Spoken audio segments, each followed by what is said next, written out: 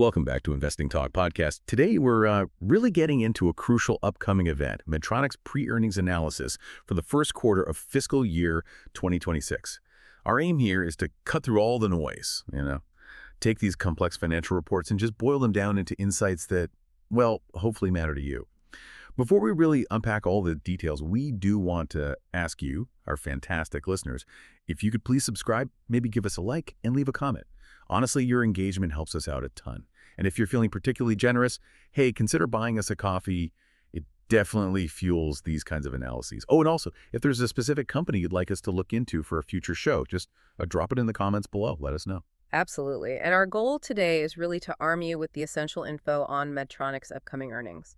We want to offer a clear picture of, what analysts are expecting, how the company's done recently, and maybe what signals you should be watching for. We'll be focusing just on the data we actually have for Medtronic. All right, let's kick things off then. The essentials. Medtronic, they've got their Q1 FY26 earnings report scheduled. It's Tuesday, August 19th, 2025. Yeah. And that's going to be right before the market opens. Yep, that date's confirmed by their own investor relations schedule. So pretty locked in. Okay, so what are the analysts thinking? What's the consensus? Well, what's quite insightful here is the EPS consensus. For Q1 FY26, it's specifically sitting at $1.23. The $1.23. Okay, yeah. And that number, it's generally kind of in line with their historical consistency. Right. It suggests analysts aren't really baking in any huge surprises this quarter. Right. Now, finding a uniform revenue consensus for Q1 FY26, that's a bit trickier. It's not as widely posted. But we can look back at their last quarter, Q4 FY25, for a reference point. Makes sense. Back then, revenue came in at $8.93 billion, and that was against an estimate of about $8.81 billion. So that gives us a recent baseline, for how they performed against expectations. Gotcha. And what about the whisper number, that sort of unofficial expectation you sometimes hear floating around? Does Medtronic have one this time? That's interesting, actually. No. Oh. Yeah, based on the sources we've looked at, the major trackers like Zacks, Nasdaq, MarketBeat, there isn't a widely cited whisper number out there right now. And, the lack of a strong, unofficial conviction from the market, that can be telling in itself. It suggests that for Medtronic this quarter, the real focus might just be on the official numbers and what management says, rather than any big bets based on market chatter beforehand. Okay, so if the unofficial talk is quiet, what about the company itself? What have they signaled in their past guidance? Well, they announced the timing for this Q1 report well ahead of time, which usually signals, business as usual. Their detailed guidance for the full fiscal year 2026, that typically comes out with their Q4 FY25 results. Right, which was back in May. Exactly, May 21st, 2025. And in that quarter, Q4 FY25, they reported an EPS of $1.62. That was against an estimate of $1.58. So beat. Yep, a 4-cent beat. And revenue grew a pretty respectable 3.9% year over year to $8.93 billion. So that beat in the previous quarter, it gives us some valuable context, right? It shows recent execution, maybe some momentum leading into this report. They've shown they can top estimates recently. That recent beat definitely sounds encouraging. But zooming out a bit, what about the last 4 quarters? Do they have a consistent track record? Are they always beating, or are they more mixed? Well, connecting it to that bigger picture, yeah, Q4 FY25 reported May 21st was definitely a solid beat. Like we said, EPS $1.62 versus $1.58 estimate, a 0.5 surprise. And revenue $8.93 billion against an $8.81 billion estimate. That translated to about a 2.53% EPS surprise. Clear positive. But the sources we have, including those public trackers, they mainly highlight this most recent beat. Detailed surprises for the quarters before Q4 FY25 aren't really fully spelled out. I see. So our focus kind of naturally shifts to this freshest data point, which does show that recent operational strength. Okay, a recent beat is good news operationally. But as anyone who trades earnings knows, a good report doesn't always mean the stock flies. Yeah. What's Medtronic's history like after earnings? Does the stock tend to gap up, sell off? Are there patterns traders might look for? Yeah, that's a critical question, especially for short-term plays. But unfortunately, our sources just don't give us those specific next-day price reactions for each of the last 4 earnings dates. Okay. MarketBeat tracks the earnings themselves, sure, but it doesn't list detailed post-earnings price moves, at least not in the stuff we reviewed. Great. So that means we've got, insufficient data to really quantify any consistent gap or reversal patterns based purely on historical stock reactions. Right. It's a key piece of the puzzle that's just missing from our current info. Makes predicting that immediate stock move much harder based on past behavior. So predicting the immediate pop or drop based on history is tough. What about the underlying business trends? Key metrics like revenue, earnings growth, how's the engine running? Well, their top-line growth, the revenue, it did reaccelerate a bit going into Q4 FY25. Showed that 3.9% year-over-year increase we mentioned. Modest, but positive. Exactly. Indicates maybe a positive shift in their sales path. Looking broader, their trailing EPS right now is $3.62, and the PE ratio is hovering around 25.7. Yep. What's really interesting, though, is the consensus expectation for next year's EPS growth. It's projected to be about 6.8%, getting them to around $5.83. So the market expects improvement. Yeah, it points to broader market hopes for continued earnings improvement into fiscal year 2026. But it's crucial to remember these are aggregate projections, right? Not specific quarterly forecasts. Still, they do signal an expected longer-term upward trend for the company. Okay, beyond the pure numbers, was there any significant company news, any catalyst this past quarter that might shake things up in the upcoming report? Like new products, M&A, regulatory stuff? Not really, based on what we have. The main news mentioned in our sources is simply that the company scheduled its reports, They scheduled Q4 FY25 and outlined the plan for the FY26 quarterly dates, including this August 19th one. So just keeping on schedule? Pretty much. Indicates an on-schedule release cadence, usually suggests business as usual.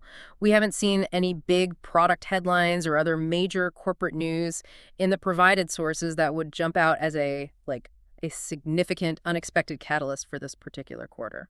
And zooming out even further, what about the wider sector? Macroeconomic trends? Medtronic's a big player in medtech. Surely they're affected by what's happening in healthcare generally. You'd think so, and they almost certainly are, but the sources we have don't explicitly cover those broader trends. As a large-cap diversified medtech company, Medtronic would typically reflect things like procedure volumes, hospital capital spending, purchasing trends. Right, the usual stuff. Exactly, but those specific details or analyses just aren't present in the citations we're working with here. So while those factors are always kind of humming in the background for a company like Medtronic, we can't really say what specific macro tailwinds or headwinds might be hitting this quarter based on this info. Okay, and what about Wall Street analysts? Beyond just the consensus numbers, have there been any recent rating changes, new price targets, any strong calls from individual analysts? Our usual trackers, Zacks, MarketBeat, Nasdaq, they give us the consensus EPS and the report date, sure. But they don't seem to include recent rating changes or new price targets on the specific pages we looked at. Quiet there too. Yeah, it suggests maybe a bit of a holding pattern from the analysts.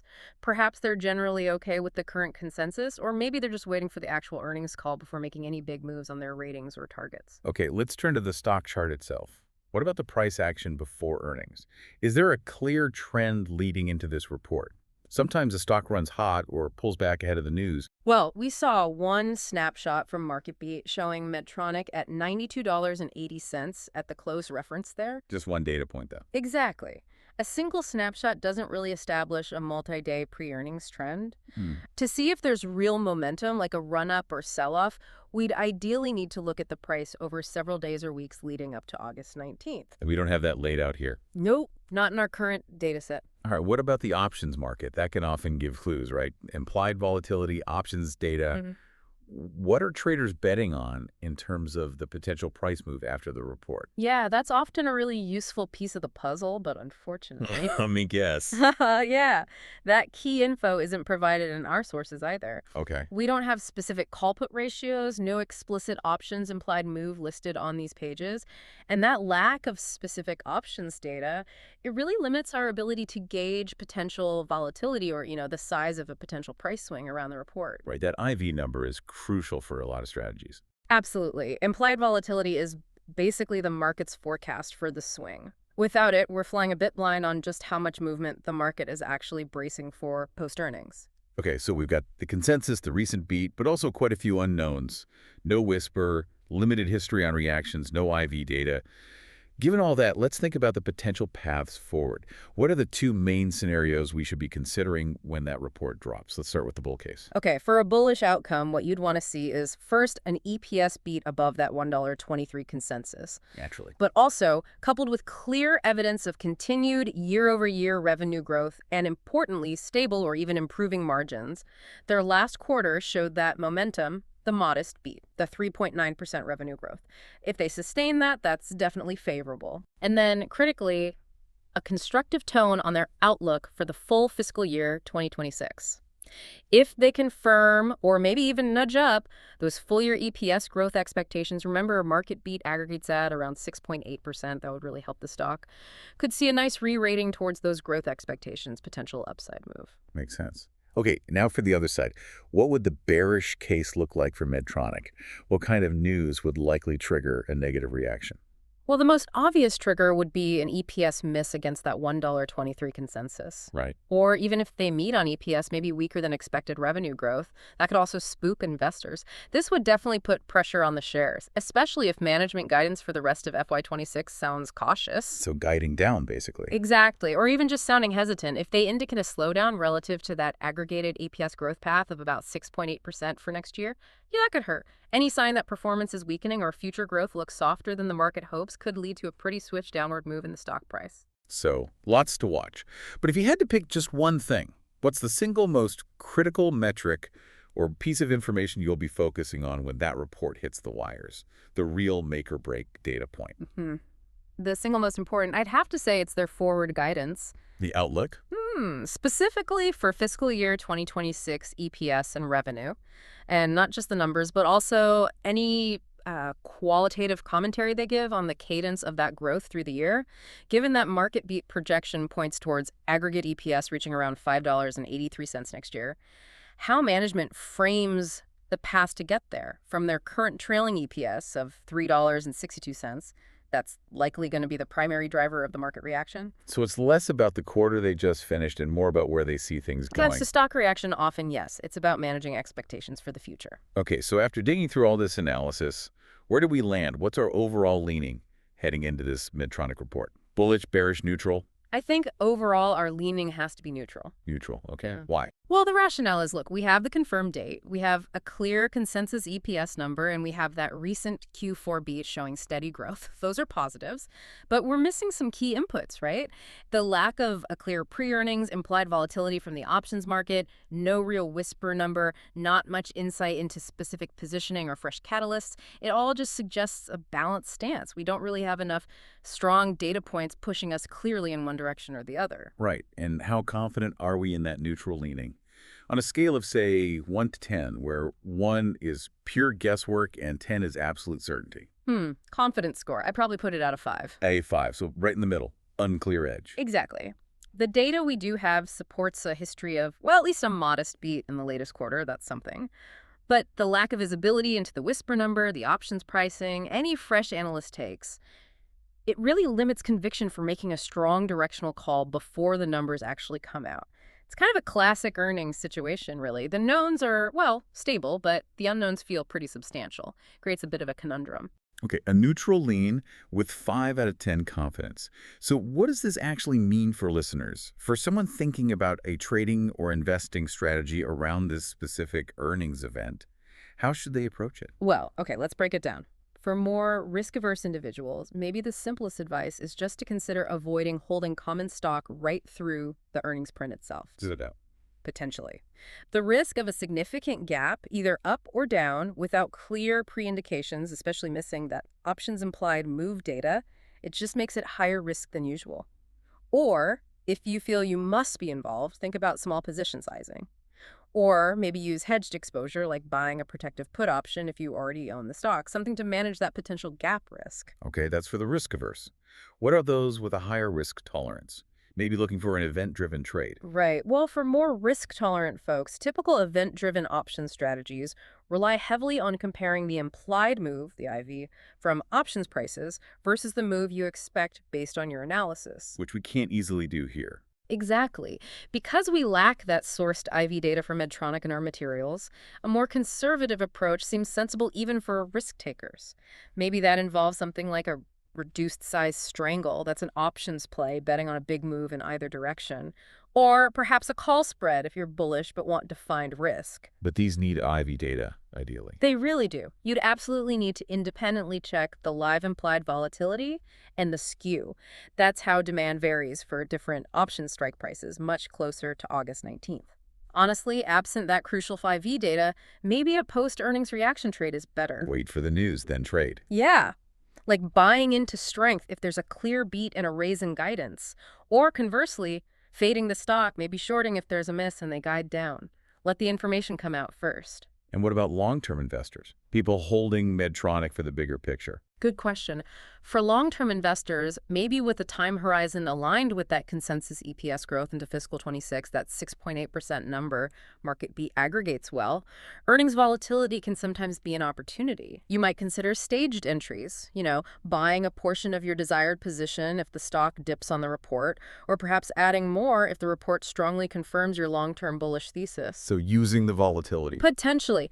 And this is critical, you absolutely need to confirm the updated guidance from management on August 19th before making any significant changes to your long-term position. That forward guidance really shapes the long-term outlook. Don't just react to the headline beat or miss. That's a really thorough look at Medtronic's situation. It definitely clarifies what we know, but maybe just as importantly, what we don't know heading into this report really highlights the complexities. It does indeed. And, this brings up an important question maybe for you, the listener, to think about. How do you personally balance the factual data that's available with all the inherent unknowns when you're making investment decisions around earnings reports like this? Understanding the limits of the information you have? Sometimes that's just as crucial as understanding the information itself, right? That's a great point. A perfect thought to leave things on. We certainly hope this exploration of Medtronic's pre-earnings situation has given you some valuable insights and things to consider. Thanks so much for tuning in to Investing Talk Podcast, and we'll catch you next time.